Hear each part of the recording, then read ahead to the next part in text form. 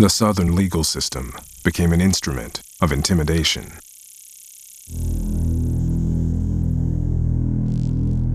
Louisiana, Texas, South Carolina, Mississippi, and Florida passed laws that virtually prohibited freedmen from any work except as field hands.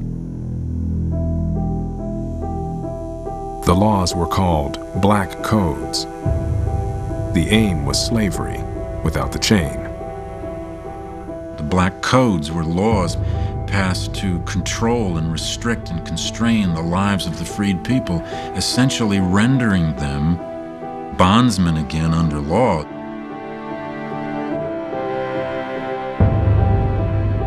Some states made it illegal for freedmen to handle weapons and restricted them from buying or renting land. Black children could be seized from poor families and forced to work in the fields. If a black man had no job, he could be jailed and auctioned to a planter for his labor. They make a travesty of the freedom that African Americans have acquired. They are so far from any notion of fairness or freedom that even Northerners who are not egalitarians say these laws are unacceptable. And so Northern Republicans are faced with a dilemma. They don't want to have a big fight with the president, but to accept the idea that Johnson's policy is a success and accept the Black Codes, they feel means giving up the victory in the Civil War.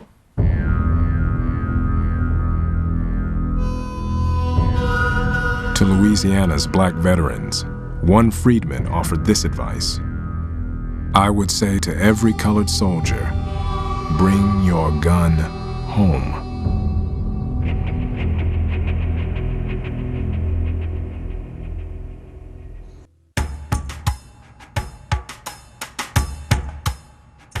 In December 1865, the 39th Congress, the first since the end of the Civil War, convened in Washington.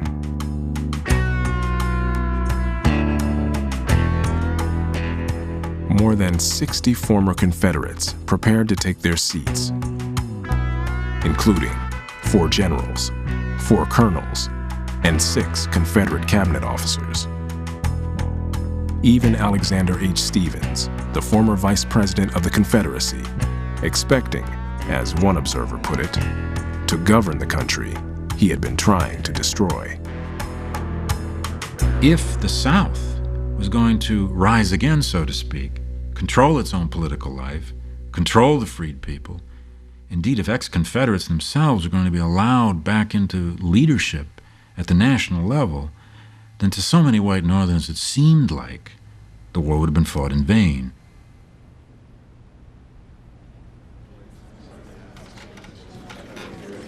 On the opening day, the clerk of the House refused to announce the names of the Southern delegates in his roll call. The former Confederates were denied their elected seats and sent packing. The fight for control of Reconstruction had begun. In many ways, Congress was a poisoned atmosphere in the debates over the Reconstruction policy. There were raw war memories being played out. There were visceral hatreds being played out on the floor of Congress between Republicans and Democrats. These debates are between men who have experienced this war, who have fought this war. They are fighting literally about the meaning of that conflict they have just fought. Northern Democrats sided with Johnson and railed against Republicans across the aisle. Washington must get out of the way, they insisted, and let Southerners run their own affairs.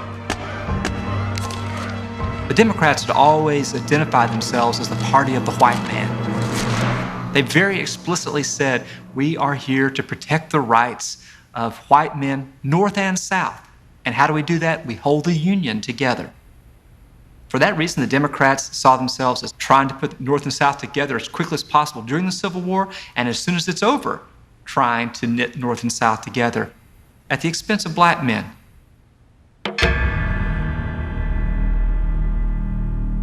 At one point in the debates, Thaddeus Stevens stood up and, answering his Democratic colleagues, says, "Do not, I pray you, admit those who have slaughtered 500,000 of our countrymen until their clothes are dried and until they are reclad.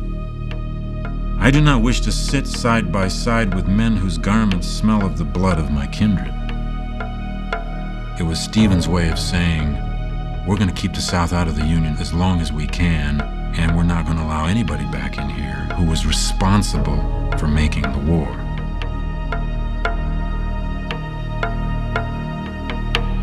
A congressional committee on Reconstruction concluded that Southern governments were unable to keep law and order or stem violence against African Americans. Allowing Southern states unchecked power so soon after the war, the committee said, was madness and lunacy. Moderate Republicans had hoped to persuade Johnson to provide minimal protections for blacks in the South. Now, even they were growing impatient with the president's policies.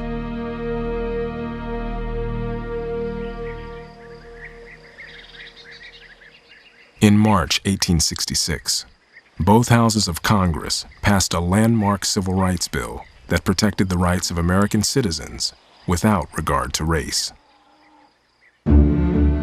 Republicans warned Johnson not to veto the bill if he hoped for any continued cooperation with Congress. 2 weeks later, Johnson vetoed the Civil Rights Bill. Johnson is opposed to the granting of those types of protections to black people. This had not been done for the white immigrants who had come to America. Why then are you doing it for these black people? Moderate Republicans were outraged. Johnson was stubborn, self-righteous, rigid in thinking. He was really the worst person possible to become president accidentally at a time when flexibility, vision, and creative leadership were really what was required. Moderate Republicans are forced into the radical camp because they had to oppose Andrew Johnson. Johnson's plan of Reconstruction was so lenient, in utter contempt of black liberty, that was simply unacceptable. A united Republican Party overrode Johnson's veto. America had its first Civil Rights Act. But many in Congress argued that the act was not enough, that safeguarding civil rights required changes to the Constitution itself.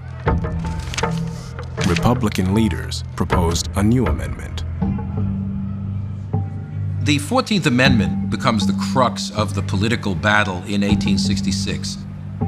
And basically, what they put into the Constitution is a new definition of American nationality and citizenship, making African Americans for the first time full citizens of the United States.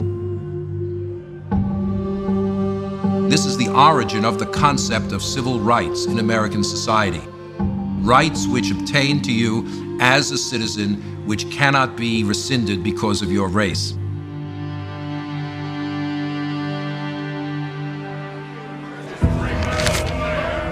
This is a titanic debate about just what the authority of the federal government is going to be.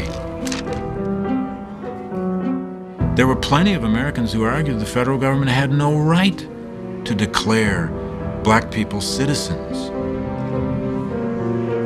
The Democrats are constantly putting forward racist arguments. You are eradicating a line between black and white which has existed forever. To Republicans, what's at stake here really is the definition of freedom. If a person can be discriminated against in every walk of life because of their race, has slavery really been abolished?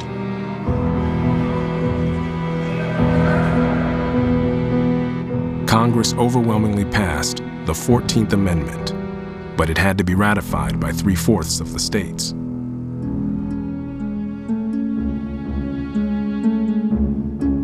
The president denounced the amendment and accused the Republicans of treason. Johnson is opposed to an expansion of federal power. For him, constitutional authority resides at the state level, not at the national level. And Johnson believes that the Republicans are engaged in an enormous usurpation of state authority. The lines were drawn.